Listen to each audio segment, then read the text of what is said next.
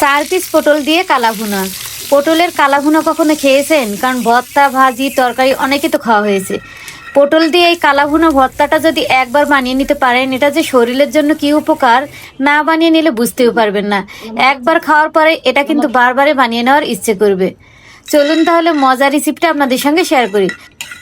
প্রথমেই আমি প্যানের মধ্যে দিয়ে দিচ্ছি এখানে বাদামটা কিন্তু একদম কড়া করে ভাজানোর পরে এটা নামিয়ে নিব। বাদামগুলো আমার ভাজা হয়ে গেছে। একই প্যানের ভিতরে আবারও আমি রান্নার তেল দিয়ে দিলাম, আর দিয়ে দিলাম এখানে পটলগুলো ধুয়ে পরিষ্কার করে নিয়েছি। আর এক একটা পটল আমি 4 ভাগ করে কেটে নিয়েছি। সামান্য লবণ দিয়ে এখন ভেজে নিব। আর চুলার আঁচটা এই পর্যায়ে কিন্তু আমি একদম মিডিয়াম করে রেখেছি। এই রেসিপিটা বানিয়ে নিতে গেলে পটলগুলো একটু মশমশা করে ভেজে নিতে হবে।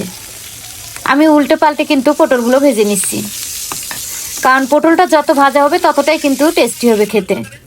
পটল ভাজা শেষ, এখন আমি উঠিয়ে নিলাম। দিয়ে দিলাম এখানে কিছু দেশি রসুনের কোয়া। আর রেসিপি দেখার পর যদি ভালো লাগে তাহলে ভিডিওটা শেয়ার করে দিবেন। দিয়ে দিচ্ছি এখানে পরিমাণ মতো পেঁয়াজ কোচানো। রসুন পেঁয়াজটা একটু নেড়ে চেড়ে নিলাম। আর এটা কিন্তু লাল করে ভাজা যাবে না।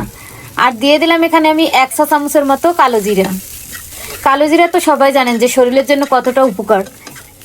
এইভাবে বাসায় একবার ট্রাই করে দেখবেন। এটা খাওয়ার পরে পুরোই কিন্তু ফ্যান হয়ে যাবেন, কারণ এটা শরীরের জন্য কিন্তু অনেক উপকার। দিয়ে দিলাম এখানে আমি শুকনা মরিচ। আর শুকনা মরিচ ভর্তা বানিয়ে নিতে গেলে একদম মুচমুচে করে ভেজে নেবেন, যাতে বিচিগুলো হাতে শুকনা মরিচের ভাজা হয়।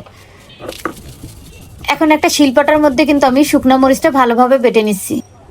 আপনার হাতে যদি সময় কম থাকে তাহলে কিন্তু ব্লেন্ডার বা বাটনার মধ্যে ওটা বানিয়ে নিতে পারেন। শিলপাটার বাটনার ভর্তার কিন্তু মজাই আলাদা। কালো জিরা পেঁয়াজ রসুন যেটা ভেজে নিয়েছিলাম সেটা কিন্তু এখন আমি ভালোভাবে বেটে নিচ্ছি। আমরা তো সবাই কম বেশি জানি যে কালো জিরা কিন্তু 100 রোগের ঔষধ। কারণ কালো জিরা খেলে যদি আপনার ঠান্ডা সর্দি যা থাকে সবকিছু কিন্তু ভালো হয়ে যায়। ভর্তাটা কিন্তু ঝাঁঝালো করার জন্য এখানে আমি কিছু কাঁচা পেঁয়াজ আর একটু লবণ দিয়েছি। আপনারা লবণটা স্বাদ অনুযায়ী চেক করে দিয়ে নেবেন, কারণ এইভাবে পেঁয়াজ দিলে কিন্তু ভর্তাটা আরো দ্বিগুণ টেস্টি হবে, কারণ একটু ঝাঁঝালো টাইপের হবে। এটা গরম ভাতের সাথে কি যে দারুণ মজা লাগে, একবার হলে বাসায় ট্রাই করে দেখবেন। আশা করি আপনাদের অনেক ভালো লাগবে। আর আজকের রেসিপি আপনার কাছে কেমন লেগেছে তা কিন্তু কমেন্ট বক্সে জানিয়ে যাবেন। আপনি কোথা থেকে আমার ভিডিওটা দেখছেন তা মন্তব্য করুন, যাতে আপনাকে আমি ধন্যবাদ দিতে পারি। ভর্তা বানিয়ে নেওয়া শেষ, এখন শুধু খাওয়া দাওয়ার পালা। শিলপাটায় ভর্তা বানিয়ে নিলে কিন্তু লোভ সামলানোই মুশকিল হয়।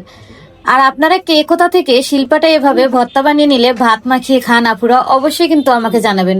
কারণ আমি কিন্তু শিলপাটায় বা বাটনায় ভর্তা বানিয়ে নিলে একটু ভাত দিয়ে টেস্ট করে নেই। আলহামদুলিল্লাহ, এই ভর্তাটা অনেক মজার হয়েছিল। আরো সহজ ও মজার রেসিপিগুলো পেতে চাইলে পেজ থেকে দেখলে পেজটিকে ফলো দিবেন, আর ইউটিউব থেকে দেখলে ইউটিউব চ্যানেলটিকে সাবস্ক্রাইব করে দিবেন, যাতে আমি আপনাদের মাঝে আরো নতুন নতুন ভিডিওগুলো নিয়ে আসতে পারি। সবাই ভালো থাকবেন, সুস্থ থাকবেন। আজকের মতো এ পর্যন্ত। আল্লাহ হাফেজ।